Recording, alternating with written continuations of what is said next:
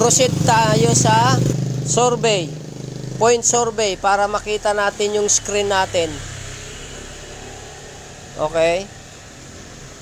So, makita natin yung screen natin. Ayan, zoom in natin. Zoom in, zoom in. Saan ba tayo? Okay, so now, itong icon dito sa kanan, lower right, ito, engineer, ayan o. Tap ko yan ha. Yan. So, i-on ko siya, engineer. I-on ko to.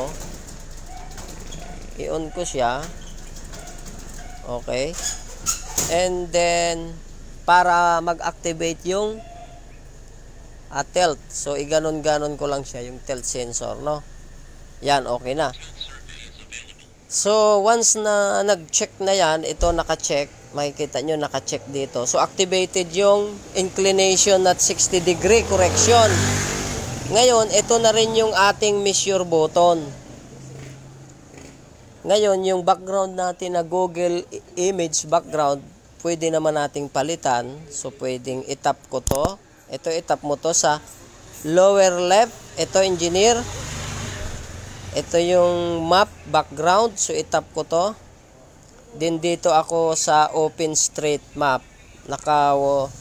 Medyo light lang siya. Yan, hindi siya masyadong madilim tingnan. Ngayon, pwede naman ako mag-measure na and then record and then i-zoom ko. So kung titingnan natin, dito tayo pumapatak sa ngayon. Ayan o. Ayan o. Okay?